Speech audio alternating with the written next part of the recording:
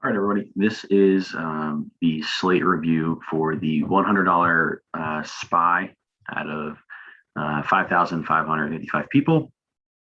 Single entry tournament, 100,000 to first place. So obviously, we're gunning for the top spot. Clearly, did not get that this week. My beloved Giants let me down significantly. Um, but I'll kind of talk through why I ended up on this construction, and we'll kind of look at some of the better players and look at just ownership in general. So, um, going into the week, Saquon was priced at like 65, 6,700, something like that. And so obviously that's the lowest price he's been on DraftKings possibly ever. So he came in, I think, right around 25% owned. So at the beginning of the week, Daniel Jones was was creeping up into that upper single digit ownership. Towards the end of the week, as the Saquon ownership went up, uh, some of the projections that I saw was that Daniel Jones started to creep down a bit. He was kind of like mid single digits, maybe low single digit ownership. Um, Clearly did not work out that way in the SPY. So if I would have known that Daniel Jones would have been 30% owned, I would have been clearly off of Daniel. Um, but at 5,800, with his increased rushing, especially, I mean, obviously a small sample size, but over the last two weeks, I thought that maybe that would actually kind of hurt Saquon's ceiling with more design runs to Daniel. Did not work out that way. He did have, looks like, 39 rushing yards, just couldn't get in the end zone. Offense just stalled out in the red zone, and just turnovers and penalties, that kind of thing.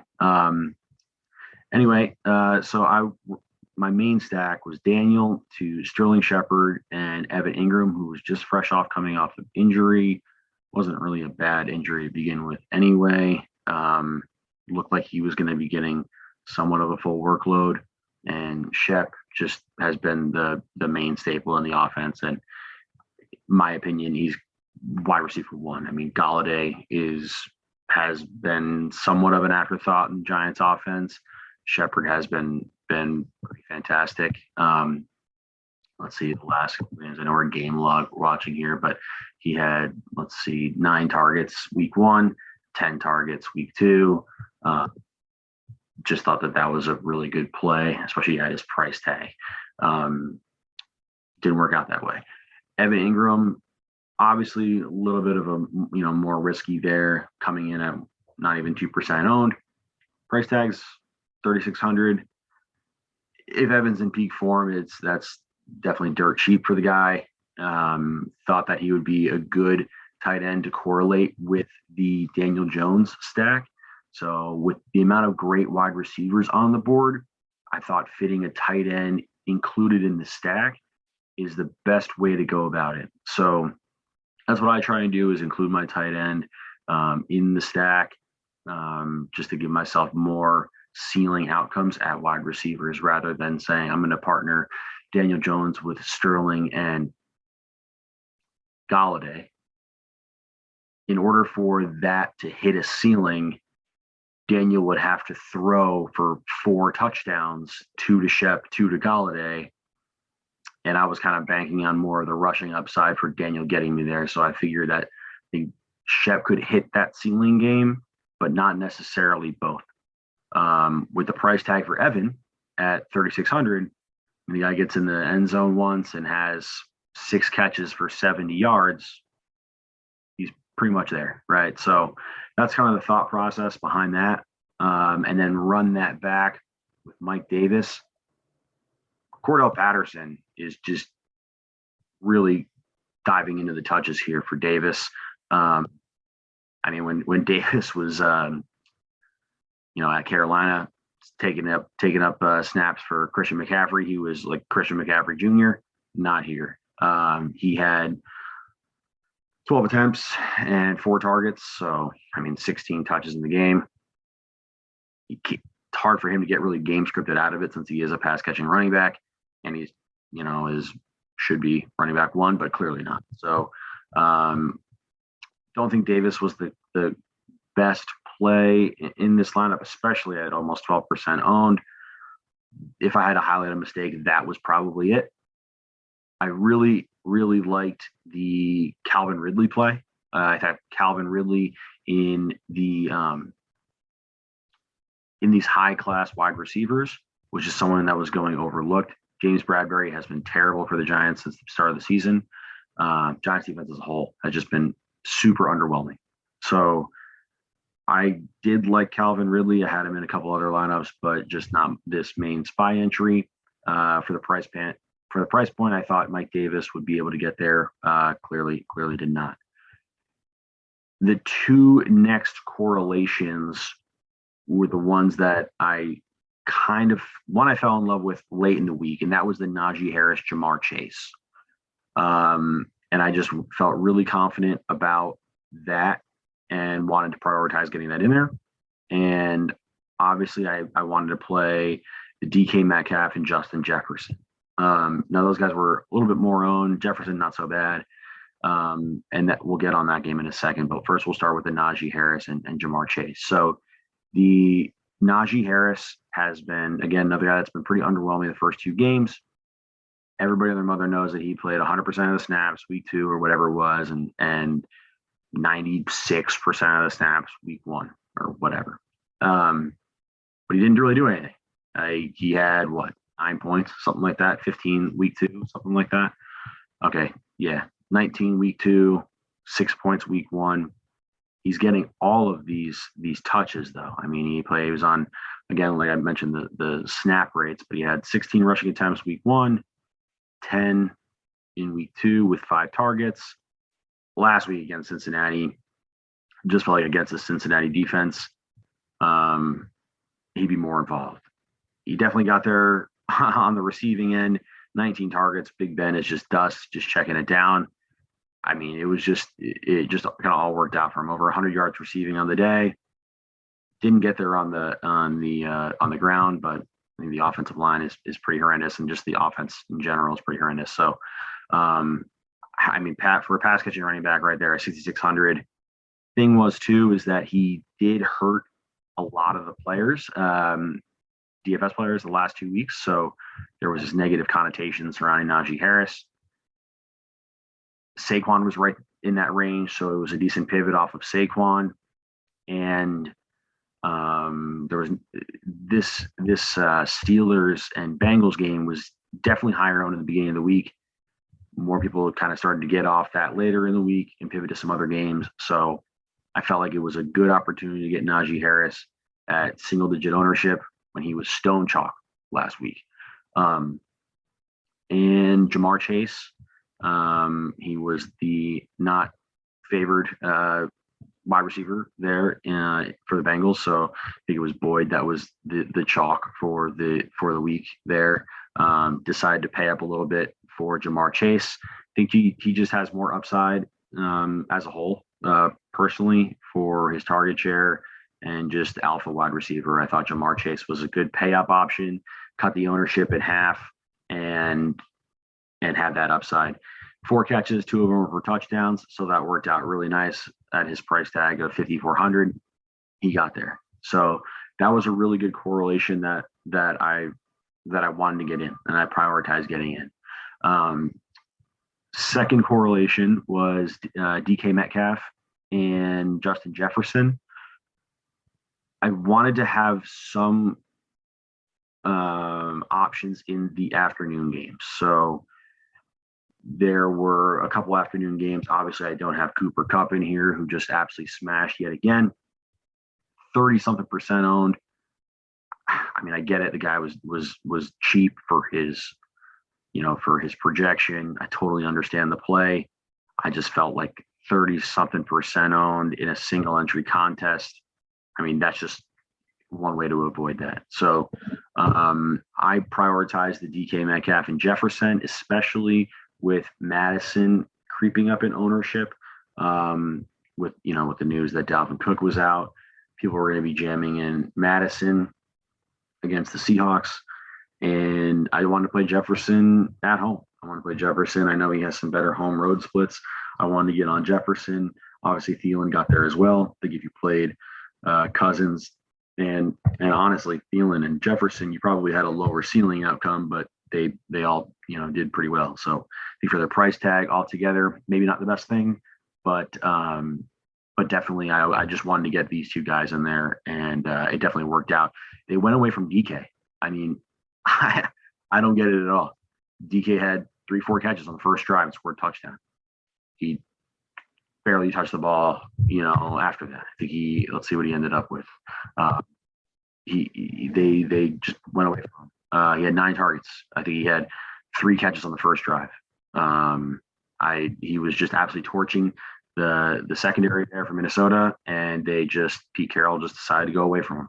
So that was pretty frustrating. I think he could have had an even bigger game. Would have been nice. Hopefully get me to that min cash line, but didn't. It is what it is. So anyway, those two correlations were the ones that I wanted to get in there. Paid up for the Chiefs defense. Obviously, they're not playing well. Defense is just super volatile. It's just whoever gets a pick six or returns it, right? A lot of the projections that I had were jamming in just for price wise, the Jags, right? I mean, Kyler Murray throwing a ton, more opportunity for interceptions, sacks, fumbles, that sort of thing. And I went away from that, played the Chiefs, and essentially do the same thing, get a super low on defense. I don't like to play chalk defenses.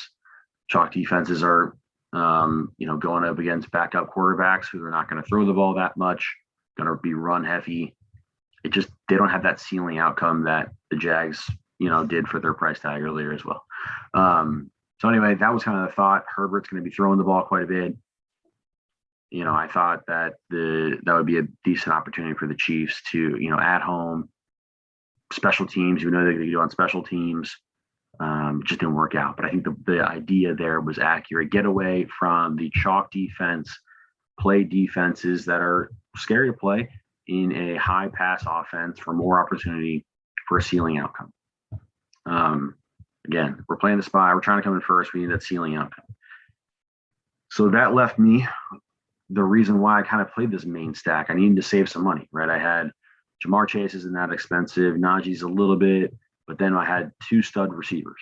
So that's why I had to play a $5,800 Daniel Jones, a $5,900 Shep, $3,600 Ingram, and a $51 Mike Davis. So I needed to save money, and I thought I was going to do it in the stack.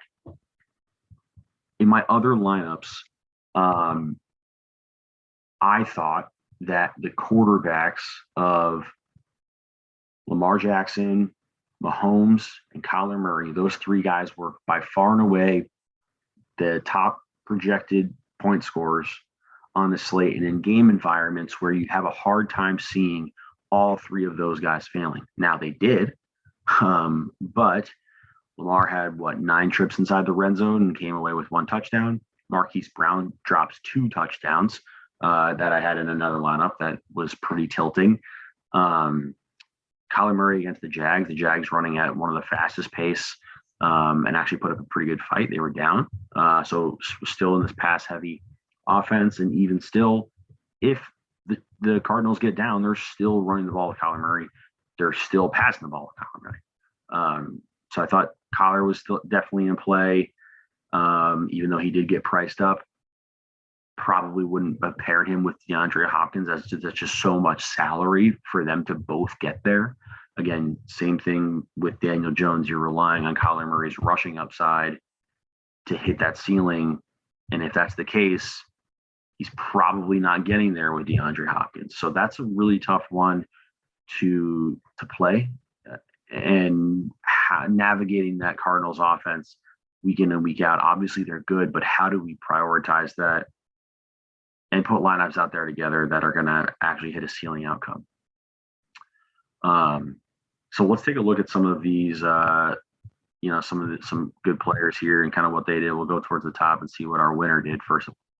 So I got Lord Matty Ice. Great job taking it down, man. 100,000. Pretty nice afternoon, I'm sure you had. Now, quite frankly, this is just not a lineup that I'm going to build, right? Like I just was not going to win this week, clearly. I look at his ownership percentages. Now, obviously, he played the best plays, right? It's easy as that. Play the best plays. Way I looked at it, he played Matt Stafford with a chalky Cooper Kupp. You're kind of not leveraging that high ownership, but more taking advantage of it in a sense where, if Cooper Kupp's going off, how are you making your lineups a bit different? Playing Stafford along with him is certainly a good idea there.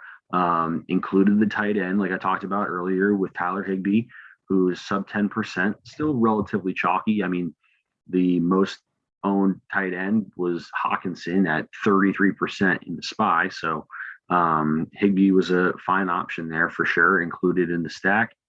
He's at 4,000. I mean, he was $4,000 tight end. He did fine. He didn't smash by any means, but he definitely got there. At least 3x's value. So one of the few non-fire emoji guys on his lineup, and then ended up running back with Chris Godwin. So you could tell by ownership, 35% for Kupp, 23% for Godwin. I mean, that Godwin Kupp correlation was popular. He just decided to get slightly different there by adding Stafford and Higbee. Not a bad play at all. Ate the chalk at running back by paying not up to say, didn't pay up for Derrick Henry, obviously, but paid kind of that high mid running back price for Saquon and a great price tag for him and Madison. I mean, Madison had 112 yards rushing, 6 catches. I mean, they were going to him all day, especially late in the game. He was game scripted right into it. He was game scripted right into a great day. So Madison was obviously a solid play, 18% with the sort of late news that Dalvin Cook was out, even though we kind of expected it. He played Clyde Edwards-Helaire, who 20% owned. I thought that was a great play. Had him in, I think, every other lineup I played. I had Clyde. He's just too cheap, right? I mean, the negative sentiment out there. But look, you're getting a starting running back in the Chiefs offense. He's $4,800. I mean, in a lineup, I probably wouldn't play him in a lineup like this where I had 3 running backs. I just don't like playing a flex running back. I think there's more upside in receiver with ceiling outcomes rather than running backs. But he got those ceiling outcomes from his other guys, so he could afford it. Clyde was certainly a great play, and he's just too cheap. He's just too cheap for that price tag. Like I said, being a starting running back in the Chiefs offense, he's just too cheap. So he played him in here. No correlation on that other side of that Atlanta Giant game. Just played Saquon as a one-off, played Madison as a one-off, and then ended up playing in the correlation with Clyde. Combated some of that ownership as instead of just a one-off and ran it back with Mike Williams. Fantastic. I mean, Mike Williams is coming into his own now. He's 6,400. He's definitely gonna be a bit more this week. Guy just absolutely smashed again. So you needed to have Mike Williams and Cooper Kupp in your lineups. And I mean, they were 45% owned between the both of them. So had to have both those guys. And he had just absolutely smashed that correlation and ended up working out. So you see kind of the construction here where he did play chalky plays, but he was able to get different enough to beat the field by 10 points. So he included the tight end into his stack. He played the chalky Cooper Kupp, but he included the quarterback in that as well. Anytime if Kupp's going for 3 touchdowns, or in this case, 2 touchdowns and 9 catches for almost 100 yards, Matt Stafford's probably going to have a day as well, right? And that Tampa Bay defense, that's going to be something we target all year long. So clear and obvious play. Didn't try and get off the board and crazy. Also, didn't play the rushing quarterback, right? The rushing quarterback, especially the last couple of years in DFS, has become quite the target. That limits ownership on just these passing quarterbacks like Brady and Matt Stafford. Now, Stafford at 10%, a little expensive, up there ownership wise for a quarterback, but these rushing quarterbacks like Lamar, Kyler, Hurts, these guys just offer such a higher floor where Stafford doesn't necessarily have that, but you have Stafford in a prime matchup in an absolute shootout spot against, Tom Brady and the Bucks. Easy play, right? I mean, it's not, we don't look at this and say, oh man, how do you figure this one out? I mean, these are just play the best plays. But it will get a little bit different, just enough to take down this tournament. So that's kind of what I saw. We'll kind of go down and look at some other people on here that look that had some pretty good lineups. So let's see, Ricky D, great player, obviously. So just as we're talking about that non-rushing quarterback, right? In a good matchup, Kirk Cousins, 5% owned. Right, I played Daniel Jones at 13. I thought Daniel was going to come right around here, 5%. I thought those rushing quarterbacks, those percentages were going to get inflated, and everybody else was going to come down a little bit lower. Didn't work out that way. Now, Kirk Cousins plays Thielen in the flex so for a fourth wide receiver, includes Conklin. Perfect example of what I'm talking about. Tyler Conklin, 0.6% owned. 4 targets week 1, 2 targets week 2, 4 targets week 1, 4 targets week 2, 8 targets week 3. So that's a great play. I mean, it's not like the guy's not getting anything. He has those 4 targets a game going into the game at less than $3,000. Great punt tight end. Include him in the stack. Take either Jefferson or Thielen. Boom, he's in. Obviously Jefferson was a bit more expensive this week, so maybe he just had enough to include Thielen in there. Punt the Jets D, perfect example. Jets got blanked. Denver put up 26 points on them. Wasn't even close. They still ended up with 4 points. It's so volatile, right? They had 2 sacks and a recovery, whatever. You punt the defense, you 2x your salary. There you go. He was on the Najee Harris boat as well, but played Boyd. Now, Boyd still had a touchdown, still was fine, right? Especially at his price tag, right? Like I mentioned earlier, $4,700. Had a touchdown, 4 catches, 30-some yards, boom, whatever. 3x-ish, he's fine. He ran this, sorry, I'm kind of getting ahead of myself. So Cousins to Thielen and Conklin, run that back with DK, like I talked about. Got away from him. Could have been way more. I mean, he could have came in top 20, top 15 if they kept on going back to DK. Talked about that correlation right between Boyd and Najee Harris. I like that play a lot. Played Cup, and he played Cup as a one-off. So, I mean, you had to have him, right? However you get him in there, you have to have him. Obviously, Godwin played well. But if you didn't play it with Godwin, you had to have him as a one-off, right? And that's just a hard play at almost 36% owned. More than a third of the field has him, but you kind of live and die. You decide how you eat that chalk, right? Then play that Saquon as a one-off. Now, Kirk, 5% owned. Conklin, 0.6% owned. Thielen, 6.7% owned. Najee, less than 10, right? Jets, not owned. So he can afford to eat this Cooper Kupp, and Saquon and still feel comfortable about that, because that's a unique build. That's a unique build playing Kirk Cousins and Conklin. And now he has that in the later games. He was, waiting to see. Hopefully these later games take off. He had Saquon kind of go off earlier. The Najee Boyd got there. So he's going in these later games saying, hey, I just need my stack to go off, and I'm going to keep Kupp in there because my first guys did well. I don't have to pivot to something less than that. So I mean, great lineup, but the big thing is so far these tight ends being included in that stack is pretty eye opening for sure, and definitely something that I want to continue doing.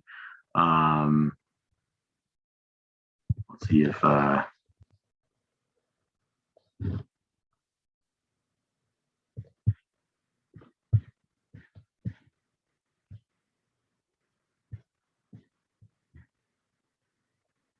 I just like looking at good players. And actually, I think I saw.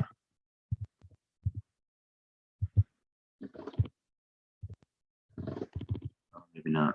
I think he was in, but just didn't cash.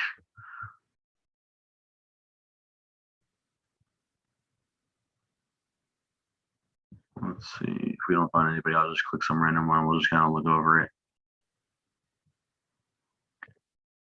See this guy on the leaderboards quite often, obviously.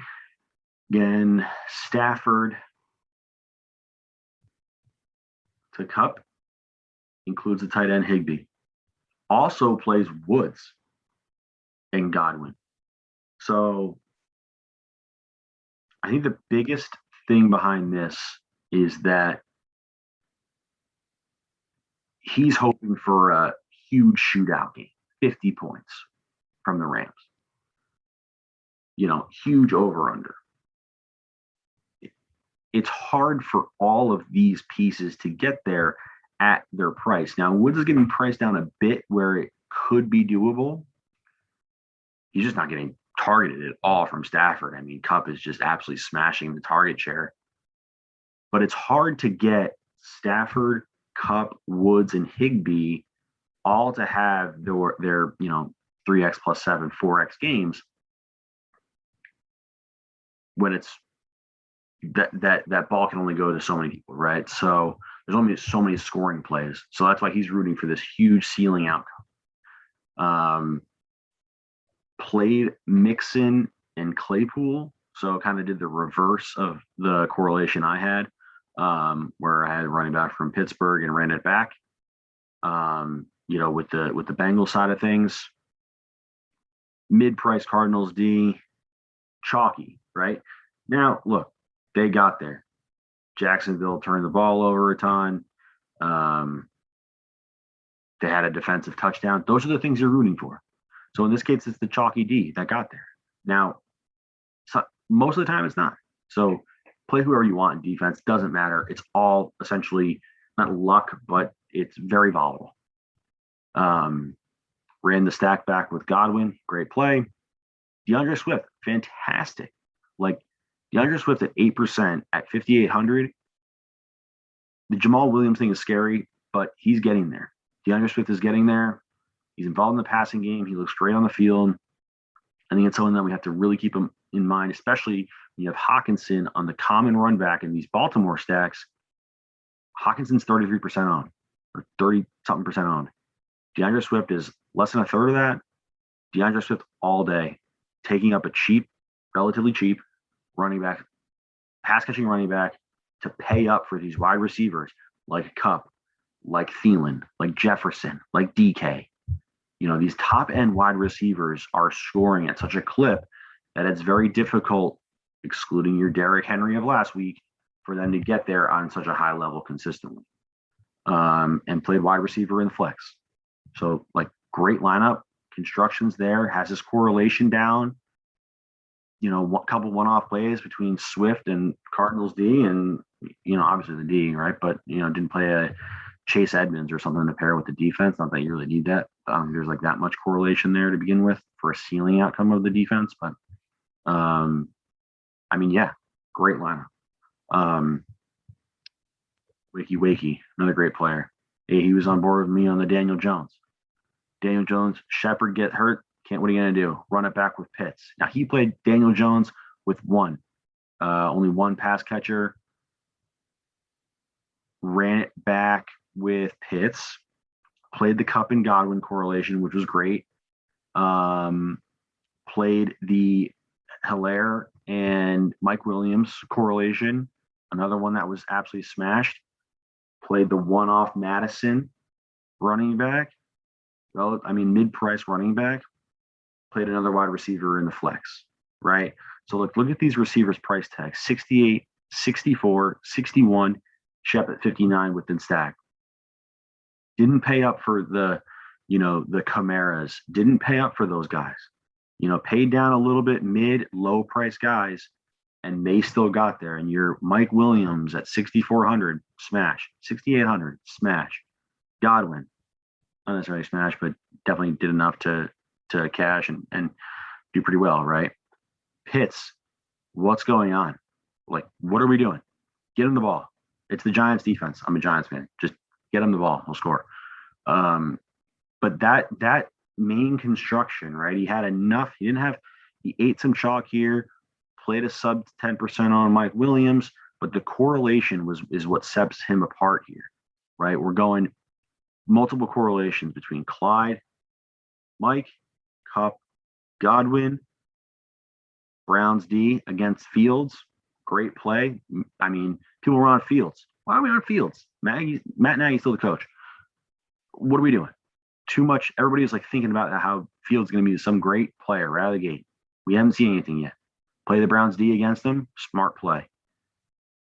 Madison, like I said, chalk one off. Great. But he had enough correlation in here to take the chalk and leverage the field with that and say, how do I eat this chalk in a different way? Multiple correlations. You play the Daniel Jones with one pass catcher and run it back at tight end. So you take care of your tight end spot with Pitts, high upside guy, and you're jamming in stud wide receivers. Anyway, hope this helped. We're going to go over pricing for next week and kind of build a couple different lineups. Looking at early, obviously, you don't have ownership projections at this point. And if so, it's very early in the week. But we can kind of do some mock builds, look at over-unders, and kind of decide where we are thinking about going. Obviously, stand out price, tags on some players and go from there. So I'll do Slate reviews like this every week. I think it's beneficial just to learn and go from there. So hope you guys have a great rest of your day, and click that follow button and like button. Thanks.